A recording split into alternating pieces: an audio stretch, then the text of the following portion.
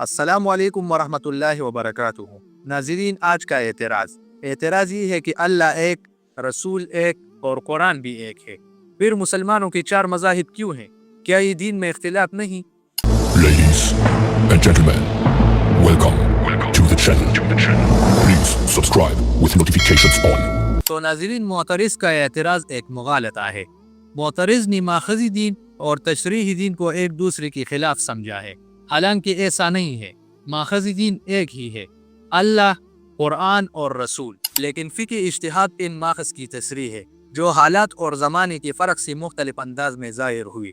جیسے قانون ایک ہی ہوتا ہے، مگر جج مختلف مقدمات میں حالات دیکھ کر الگ فیصلے دیتے ہیں، تو اس کا مطلب یہ نہیں کہ قانون بدل گیا۔ اسی طرح دین ایک ہی ہے، مگر اس کے سمجھنے کے انداز مختلف ہو سکتے ہیں۔ مذاہب کا ہونا دین میں اختلاف نہیں بلکہ تنوع ہے۔ اگر یہ غلط ہوتا تو 1400 سال سے امت اس پر متفق نہ ہوتی۔ حدیث شریف میں ہے کہ میری امت گمراہی پر جمع نہیں ہوگی۔ چاروں مذاہب کی بنیاد قرآن و سنت پر ہے، فرق صرف تفصیل اور اجتہاد میں ہے۔ اللہ تعالیٰ فرماتے ہیں فَاسْأَلُوا أَهْلَ الذِّكْرِ إِن كُنتُمْ لَا تَعْلَمُونَ، اگر تم نہیں جانتے تو اہل علم سے پوچھو۔ یہی وجہ ہے کہ عوام کو دین کی ماہرین سے رہنمائی لینی چاہیے، اور یہی چاروں مذاہب کا مقصد ہے۔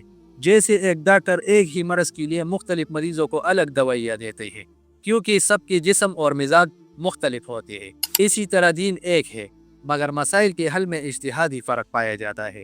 جیسے ایک شہر کو جانے کی 4 راستے ہوں، تو راستے الگ ہونے کے باوجود منزل ایک ہی رہتی ہے۔ اسی طرح چاروں مذاہب کی طریق مختلف ہے، مگر منزل سب کی ایک ہے، قرآن و سنت کی پیروی اور اللہ تعالیٰ کی رضا۔ تو دوستو، آج کی یہ تھی ایک مختصر سی ویڈیو۔ اگر اس ویڈیو کے حوالے سے آپ کے ذہن میں کوئی سوال ہو تو آپ ہمیں کمنٹ سیکشن میں بتا سکتی ہیں۔